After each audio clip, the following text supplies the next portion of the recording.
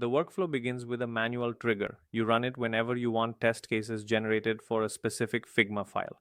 This node calls the Figma API using your file ID. We fetch UI elements, layout structure, component names, frames, and geometry data. This raw Figma JSON becomes the foundation for generating test cases. This is the core of the workflow. We use a GPT-4o mini model with a custom expert QA prompt.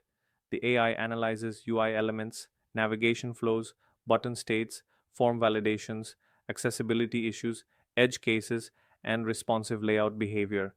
It then generates 5 to 10 structured test cases using the exact JSON schema you provide. This node ensures the AI keeps context for each Figma file by using a custom session key, useful if you run multiple sequences or iterative improvements.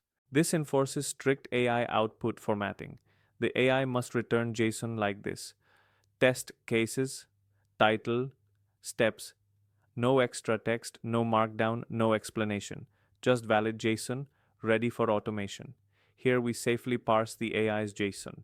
This node extracts the test cases array, maps each test case to a clean object, ensures fallback values if something is missing, and converts everything into Google Sheets friendly rows.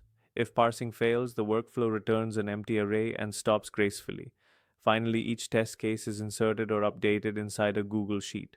We automap fields like title and steps. Matching is done using the title column to avoid duplicates. This gives you a central, organized repository of all test cases generated from Figma files.